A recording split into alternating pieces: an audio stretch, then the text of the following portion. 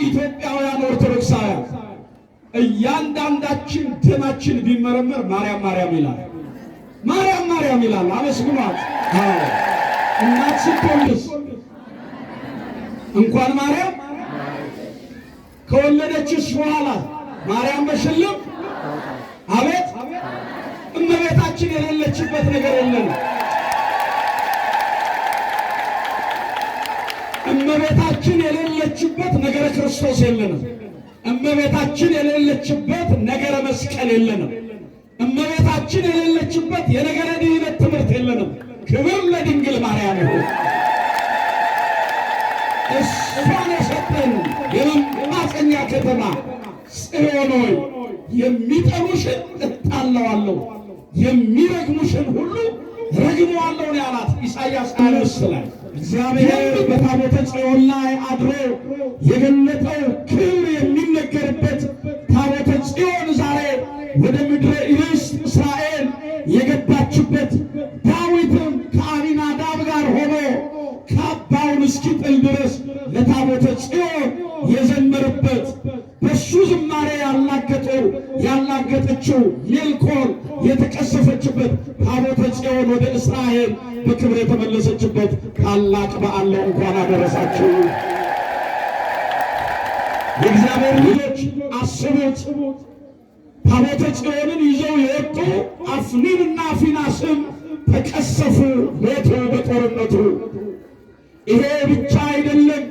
የእግዚአብሔር ልጆች ታቦተ ጽዮንም ተማረከች ይላል። ምን አለች? ታቦተ ጽዮንን ፍልስጤማውያን አዛጦን ወደሚባለው ወደ አንዱ ክፍለ ከተማቸው ወስደው ዳጎን በሚባል ጣዖት በሚያመልኩት በጣዖት ቤት አኖሯት። ዳጎን የተባለውን ጣዖት ከላይ ታቦተ ጽዮንን ከታች አድርገው ድል ስላደረጉት ነገር የአሕዛብን ዝማሬ የአሕዛብን ጩኸት እየጮሁ ወደ ከተማቸው ተመለሱ።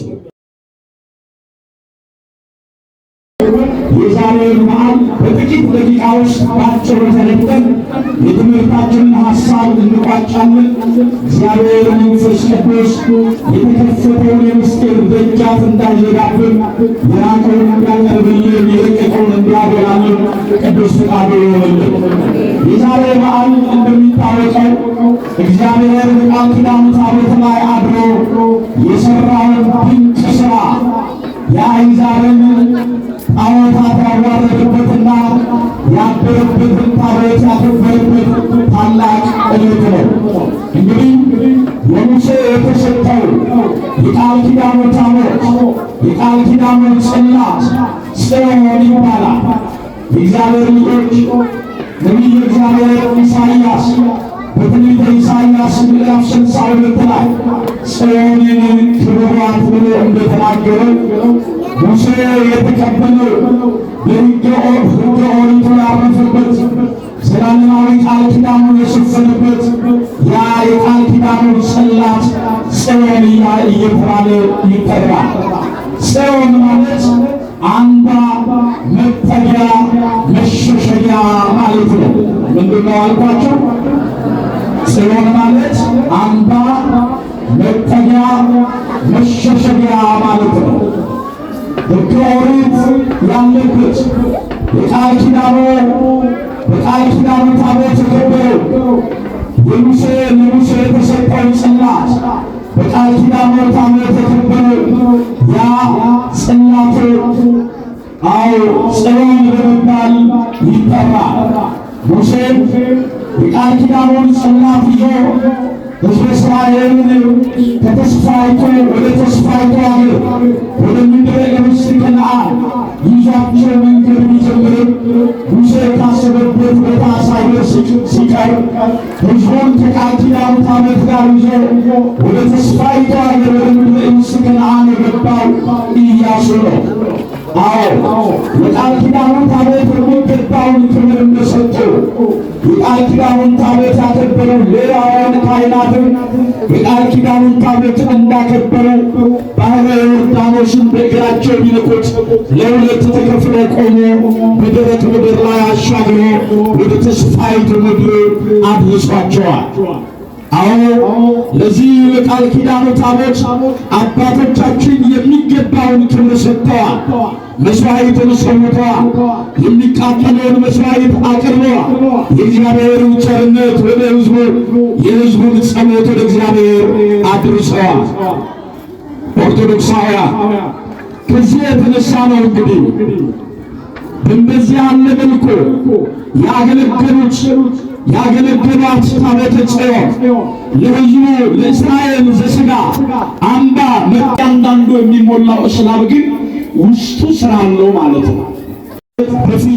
በፊቷ የሚያገለግሏት ታቦተ ጽዮን አዎ የእግዚአብሔር ልጆች ከሰሎሞን መንግሥት በኋላ በመካከለኛው መንግሥት ሰሎሞን በነገሰ በመካከለኛው ዘመኑ ላይ ዛሬ የምናከብረው እግዚአብሔር በቃል ኪዳኑ ታቦት ላይ በታቦተ ጽዮን ላይ አድሮ የሠራውን ድንቅ ሥራ የተፈጸመበትን በዓል እንድናከብር ምክንያት ሆኖናል። ይህም እንደሚነግረን ካህኑ ኤሊ ስለ ሕዝቡ ልጆች በቤተ እግዚአብሔር በመገናኛው ድንኳን መሥዋዕት እያቀረበ የእግዚአብሔርን ምሕረት ወደ ሕዝቡ የሕዝቡን ጸሎት ወደ እግዚአብሔር ያመላልስ ነበር። ታቦተ ጽዮንን ምክንያት አድርጎ በቀንና በሌሊት በመቅረዙ የማይጠፋውን ፋና እያበራ የታቦተ ጽዮን የሚገባውን መሥዋዕት እያቀረበ እግዚአብሔርን ያገለግል ነበር ይላል። ለካህኑ ለኤሊ በቤተ መንግሥት ማነው በቤተ መቅደሱ በመገናኛው ድንኳን ያገለግሉት ዘንድ ሁለት ልጆች ነበሩት። ስማቸው አፍኒንና ፊንሐስ ይባላል። ማንና ማን አልኳችሁ? አፍኒንና ፊንሐስ ይባላል። እነዚህ ዲያቆናት በመገናኛው ድንኳን የተሰየመው የሰርኩን መሥዋዕት ያቀርቡ ዘንድ መቅረዙን ያበሩ ዘንድ እግዚአብሔር አባታቸውን እግዚአብሔር አምላካቸውን ልክ እንደ አባታቸው እንደ ሌዋዊው ካህን እንደ ካህኑ ኤሊ ያገለግሉ ዘንድ የተመረጡ ነበሩ። ኦርቶዶክሳውያን ታዲያ በዚህ መልኩ እያገለገሉ ሲኖሩ በእነዚህ በሁለቱ ልጆች ስህተትና ምክንያት እግዚአብሔር ወደ መገናኛው ድንኳን ወደ ማደሪያው ተመለከተ። የካህኑ የኤሊ ልጆች ምናምንቴ እንደሆኑ ተመለከተ ይላል። ምኖች እንደሆኑ ምናምንቴ ይላቸዋል። ያልተገባ ሥራ የሚሰሩ እግዚአብሔርን እንደ እግዚአብሔርነቱ ያላከበሩ እግዚአብሔርን እንደ ለጌትነቱ ክብር ያልተገዙ ምናምንቴዎች ይላቸዋል መጽሐፍ። የካህኑ የኤሊ ልጆች በሦስት መንገዶች ኃጢአትን ሰርተዋል። የመጀመሪያው የእግዚአብሔር ልጆች ኃጢአትን በመስራት ለእግዚአብሔር የሚገባውን መሥዋዕት ለእነርሱ በመጠቀማቸው ሥጋውንም ሳይቀር ጠብሰው ይበሉ ነበር ይላል። በኦሪት የሚሰዋውን መሥዋዕት ለእግዚአብሔር የሚገባውን ክብር የእጃቸውን መሥዋዕት ለእግዚአብሔር የሚገባውን ክብር ለነሱ በማድረግ እግዚአብሔርን አሳዘኑት ይላል። ማንን አሳዘኑት? እግዚአብሔርን አሳዘኑት። ሁለተኛው በዚህ በመገናኛው ድንኳን ውስጥ ከሰሩት እግዚአብሔርን ካሳዘኑበት ምክንያቶች መካከል ሁለተኛው በቀንና በሌሊት ይበራ የነበረውን መቅረዝ አጥፍተውት አደሩ ይላል። አዎ ለእግዚአብሔር የሚገባውን መሥዋዕት የመቅረዙን መሥዋዕት አጠፉት ይላል። በሦስተኛ ደረጃ በዛው ለአገልግሎት የመጡትን በመገናኛው ድንኳን ዙሪያ ያሉትን ሴቶች ከእነርሱ ጋር አብረው ሴሰኑ ወይም ደግሞ ዝሙትን አደረጉ። በእነዚህ ሦስት መንገዶች እግዚአብሔርን አሳዘኑት ይላል። ታዲያ የእግዚአብሔር ልጆች እንዲህ ተብሎ ነው የተጻፈው፣ የናቁኝን እንቃለሁ፣ ያከበሩኝን ሁሉ ምን እላለሁ ይላል እግዚአብሔር ቃል፣ አከብራለሁ። እግዚአብሔር ያከበሩትን የሚያከብር አምላክ ነው። የናቁትን ደግሞ በዛው ልክ እግዚአብሔር ልጆች የሚያዋርድ ነው። አዎ እግዚአብሔር ሰው ሲፈልግ ከቤተ መቅደሱ ሰው ጠፋበት። ከመገናኛው ድንኳን እግዚአብሔር ሰው አጣ። ታዲያ በዘመኑ የእግዚአብሔር ልጆች በእግዚአብሔር ፊት በቀርሜሎስ ተራራ ላይ እግዚአብሔርን ጠይቃ ቋጠሯ ተፈቶ ወንድ ልጅ ቢሰጣት ስሙንም ሳሙኤል ብላ የጠራችው እግዚአብሔር ሰጠኝ ማለት ነው። ያንን ብላቴና ለቤተ መቅደሱ ሐና እናቱ ሰጣው ነበርና ሳሙኤልን ብቻ እግዚአብሔር ወደ መቅደሱ ሲመለከት በስለት ለቤቱ የተሰጠውን ሳሙኤልን ተመለከተ ይላል። ወደ ቤተ መቅደሱ ወደ መገናኛው ድንኳን ወደ ማደሪያው እግዚአብሔር ሲመለከት ሰው እንዳያጣብን እግዚአብሔር ይፍቀድልን። ለእግዚአብሔር ሰዎች ሆነን እንድንገኝ ማን ይርዳን? ንገሩኝ። ማን ይፍቀድልን? እግዚአብሔር ወደ መቅደሱ ሲመለከት ሰው አጣ። ከሰዎቹ መካከል ካከበራቸው ሰዎች መካከል ለቤተ መቅደሱ ከመረጣቸው ሰዎች መካከል የተገኘው ብላቴናው ሳሙኤል ብቻ ነበረ። እግዚአብሔር ሐዘኑ፣ እግዚአብሔር ያዘነበትን፣ እግዚአብሔር የተከፋበትን ሊናገር ሰዎች ሊፈልግ የተገኘው በሰው እይታ ውስጥ ያልገባው በሰው ሚዛን ቢመዘን ድርሻ የሌለው በስለት የተሰጠው የደሃይቱ ልጅ ሳሙኤል ብቻ ነው። ከቃሉ ጋር ናቸው። እግዚአብሔር ከሁላችን ጋር ይሁን። እግዚአብሔር ሳሙኤልን ሳሙኤል ሳሙኤል ብሎ ጠራው። ሳሙኤልም እየተነሳ ወደ ካህኑ ወደ ኤሊ ይሄዳል። እኔ አልጠራሁም ሂድና ተኛ ነው። ሁለተኛ ጊዜ እግዚአብሔር ድምፅ ወደ ሳሙኤል መጣ። አሁንም እኔ አልጠራሁም ሂድና ተኛ። ለሶስተኛ ጊዜ ይህ ድምፅ ወደ አንተ ቢመጣ እነሆ ብላቴና ባሪያ በቤተ መቅደስ ወድቄአለሁ፣ አንተ ቃልን ተናገር፣ በማስተዋል እሰማለሁ ብልና መልስለት አለው። የእግዚአብሔር ድምፅ ለሶስተኛ ጊዜ ወደ ሳሙኤል መጣ ይላል። የሚያጽናናው ድምፅ ወደ ሕይወታችን ይምጣልን። እየተከታተላችሁ ነው? አደራችሁ ልብ በሉና ስሙ። ለሶስተኛ ጊዜ እግዚአብሔር ድምፅ ወደ ሳሙኤል መጣ። ዛሬም የምህረት ድምፁ ያስፈልገናል። የሚያረጋጋው ድምፁ፣ የሚያሳርፈው ድምፁ፣ ከጭንቅ የሚያወጣው የእግዚአብሔር ድምፅ በቤተ መቅደሱ እንዲሰማ፣ በማደሪያው እንዲሰማ፣ በመገናኛው ድንኳን እንዲሰማ አምላካችን እግዚአብሔር ይፍቀድልን። የእግዚአብሔር ልጆች ለሶስተኛ ጊዜ እግዚአብሔር ድምፅ ወደ ሳሙኤል ሲመጣ ብላቴና በቤተ መቅደሱ በማደሪያ በመገናኛ ድንኳን ይገኛለሁ፣ አንተ ቃልህን ተናገር፣ እኔ በማስተዋል እሰማለሁ አለ። እግዚአብሔር የተከፋበትን ያዘነበትን ነገሮች ሁሉ ለሳሙኤል ነገረው። ለካህኑ ለኤሊ እንዲህ ብለህ ንገረው ብሎ ነገረው። ሳሙኤል ከእግዚአብሔር የሰማውን ለኤሊ መንገር ከበደው። ኤሊም ጠራውና ሳሙኤል እግዚአብሔር ምን አለ አለው። እየሰማችሁ ነው? እግዚአብሔር ምን አለ አለው። ሳሙኤል ለኤሊ መንገር ከበደው። ንገረኝ አለው። ቢያስጨንቀው ከእግዚአብሔር የሰማውን ለኤሊ ነገረው። ኤሊም ይላል እርሱ በውስጥ ሁላችሁ እግዚአብሔር ነው። እርሱ ማን ነው? የወደደውን ያድርግ በውስጥ። እርሱ ማን ነው? እግዚአብሔር ነው። የወደደውን የፈቀደውን ያደርጋል። ልጆቹንም ጠራና ከሰው ብትጣሉ በእግዚአብሔር ትታረቃላችሁ፣ ከእግዚአብሔር ብትጣሉ ማን ያስታርቃችኋል አላቸው። ያን ጊዜ ይላል የእግዚአብሔር ልጆች ከፍልስጤማውያን ጋር ጦርነትን ገጠሙ። እግዚአብሔርን አለመታዘዝ፣ እሺ በጄ አለማለት ላልተፈለገ አእምሮ ለክፉ ነገር አሳልፎ ይሰጠናል። የእግዚአብሔር ልጆች እግዚአብሔር ከኛ ጋር ካለ ወዳጃችንን ጠላታችንን ወዳጅ ያደርገዋል። እግዚአብሔር ከኛ ከተለየ ወዳጃችን መልሶ ጠላት ይሆናል። ከፍልስጤማውያን ጋር ብርቱ ሰልፍ ገጠሙ ይላል። ኤሊም አርጅቶ ነበረ። ፍልስጤማውያንም በእስራኤላውያን ላይ ተነሱባቸው።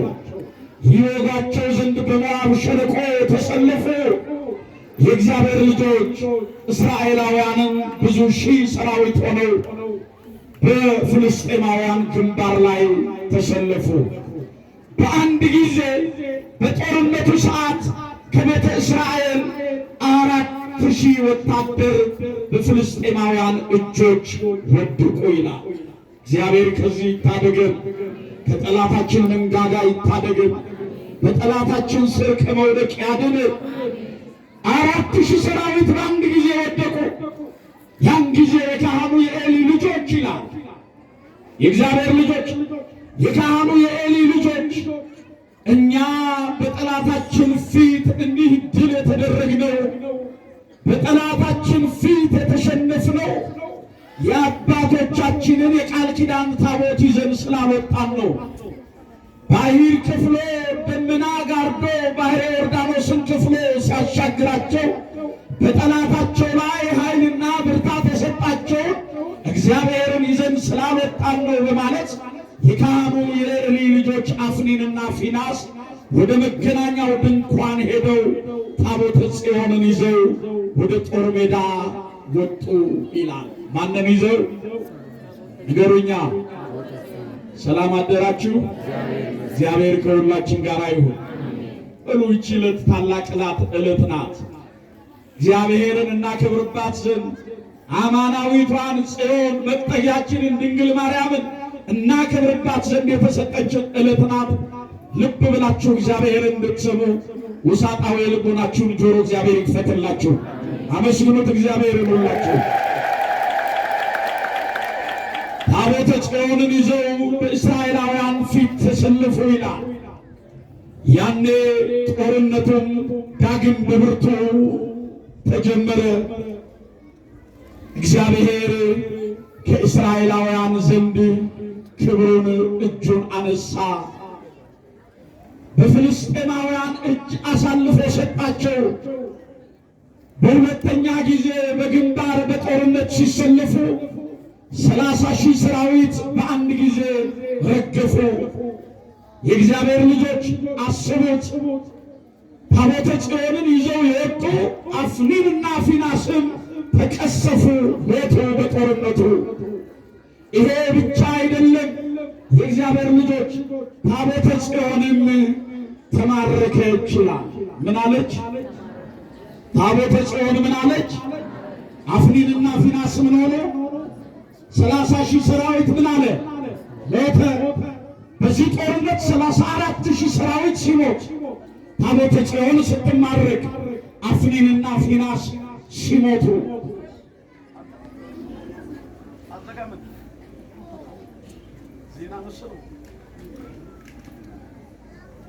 ባካችሁ ወንጌል እየተማራችሁ ስልክ ላይ እያነሳችሁ የምትረብሹ ሰው እና ታቦተ ጽዮን ተማረከች፣ አፍኒንና ፊናስ ሞቱ። አስቀድሞ ግን የእግዚአብሔር ልጆች እንዲህ ያሉት ፍልስጤማውያን ታቦተ ጽዮንን ይዘው እስራኤላውያን አፍኒንና ፊናስ ወደ ፍልስጤም መንደር በገቡ ጊዜ እልልታውንና ጭብጨባውን ሲሰሙ እግዚአብሔር ወደ ከተማችን ገባ አሉ። ማን ገባ አሉ? አዎ፣ አንደኛ ሳሙኤል ምዕራፍ 4 ቁጥር 7 ላይ እግዚአብሔር ወደ ምናችን ገባ አሉ? ወደ ከተማችን ገባ አሉ። የአባቶቻቸውን አምላክ ይዘው መጡ ብለው ፍልስጤማውያን ተደናግጠዋል። ነገር ግን የእግዚአብሔር ልጆች ከዛ የተነሳ ከኃጢአታቸው ከአፍኒንና ፊናስ ከበደላቸው የተነሳ እግዚአብሔርን ካለመስማታቸው የተነሳ አፍኒንና ፊናስ ሞቱ። 34,000 ሰራዊት ረገፈ። ታቦተ ጽዮን ተማረከች። ያኔ በእስራኤላውያን ዘንድ ታላቅ ሐዘን፣ በፍልስጤማውያን ዘንድ ታላቅ ደስታ ሆነ። ነገሩ ተገላበጠ። አሕዛብ ሲደሰቱ የእግዚአብሔር ሕዝቦች አዘኑ። እግዚአብሔርን የሚያመልኩ ሰዎች ሲያለቅሱ፣ እግዚአብሔርን የማያመልኩ ሰዎች በሳቅ ተሞሉ።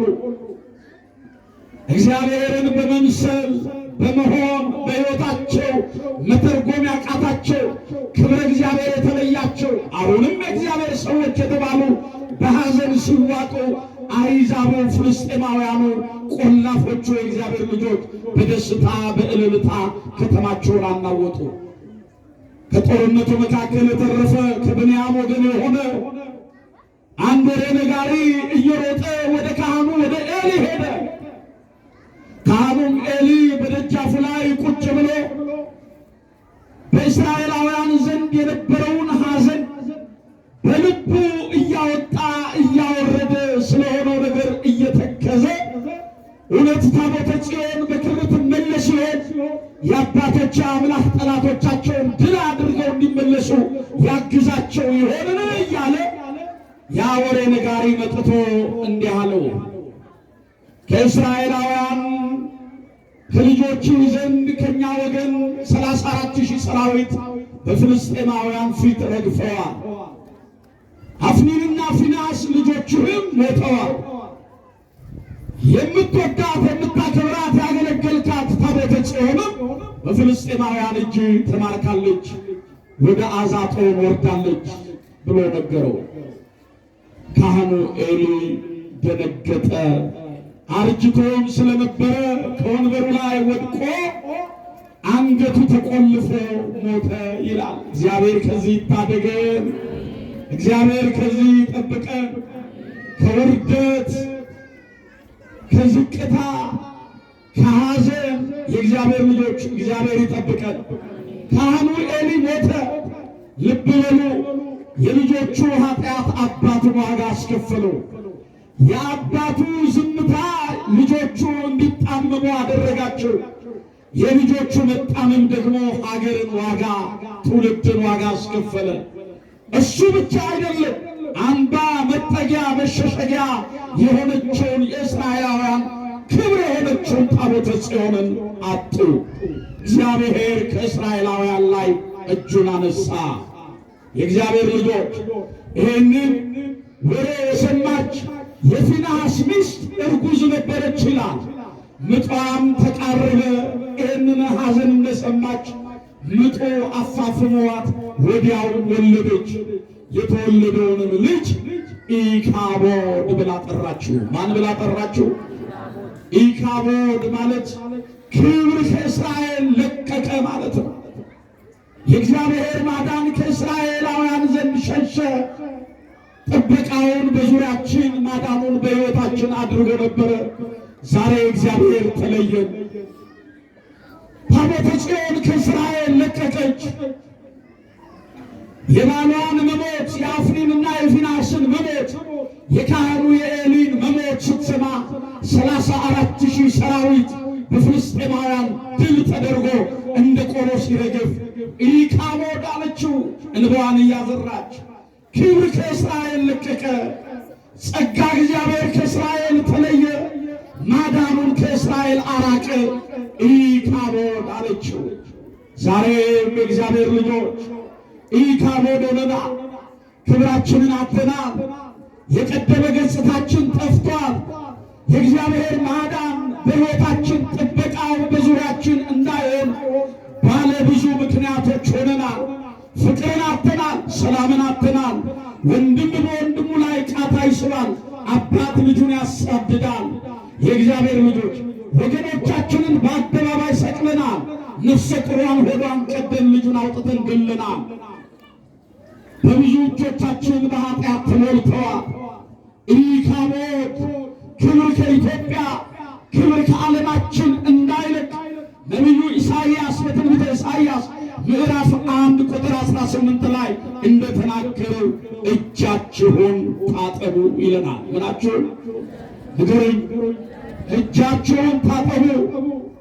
ያን ጊዜ የምታቀርቡትን መስዋዕት እኔ እቀበለዋለሁ ይለናል እግዚአብሔር።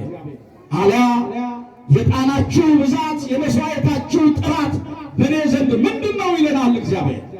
ኢካቦድ ክብር ከእስራኤል ለቀቀ አለች። ታቦተ ጽዮንን ፍልስጤማውያን አዛጦን ወደሚባለው ወደ አንዱ ክፍለ ከተማቸው ወስደው ዳጎን በሚባል ጣዖት በሚያመልኩት በጣዖት ቤት አኖሯት። ዳጎን የተባለውን ጣዖት ከላይ ታቦተ ጽዮንን ከታች አድርገው ድል ስላደረጉት ነገር የአሕዛብን ዝማሬ የአሕዛብን ጩኸት እየጮሁ ወደ ከተማቸው